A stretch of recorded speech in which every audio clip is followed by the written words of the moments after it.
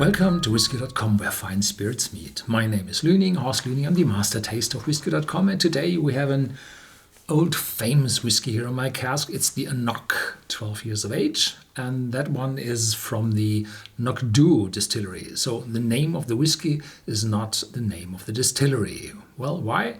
The water the distillery uses comes from the nearby hills. They are called AnCnoc, and therefore, or from that, they took the name for their whiskey.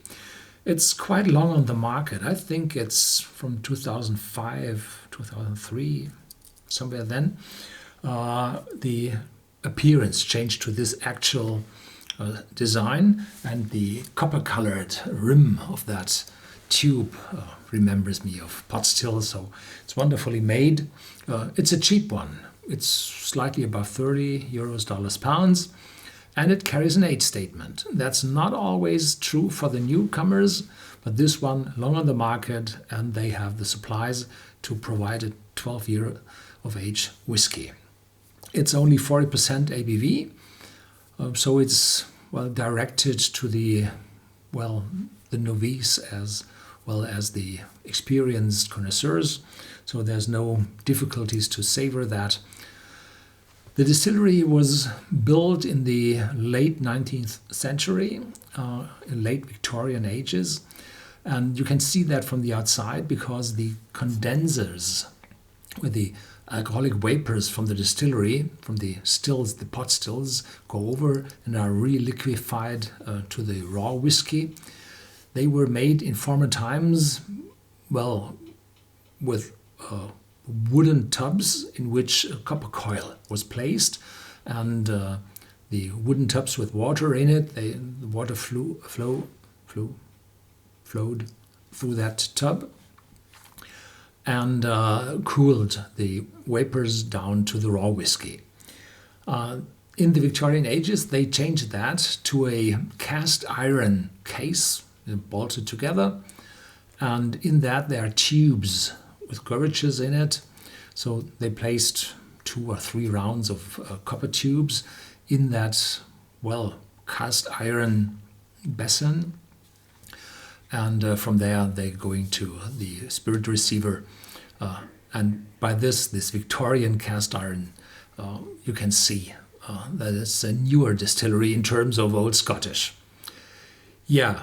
Have a look at the whiskey itself. It's 40%, as I said, quite straightforward.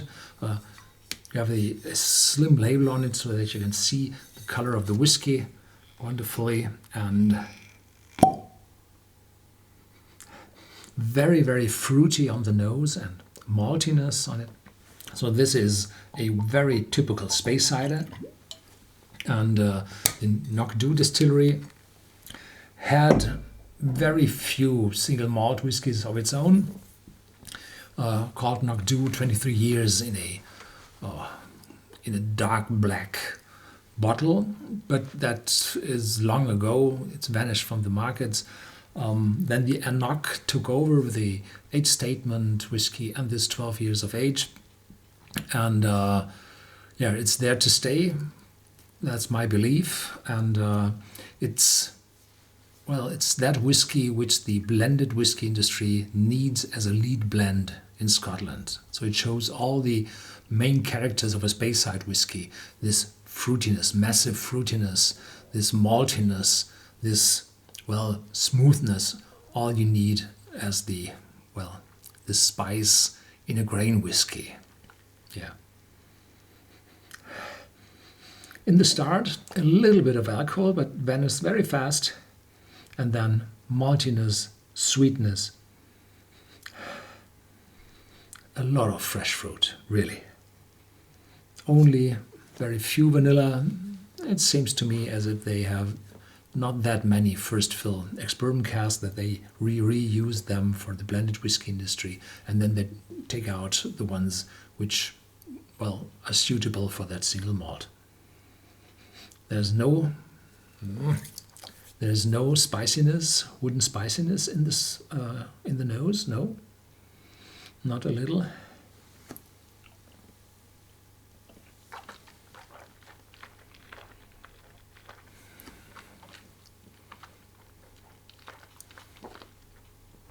in the start quite light. It's 40% only.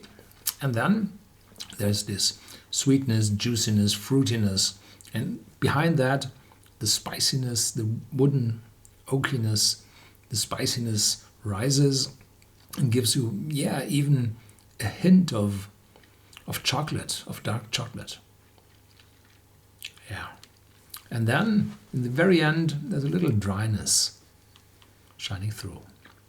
Yeah, so this is a very, very typical space cider.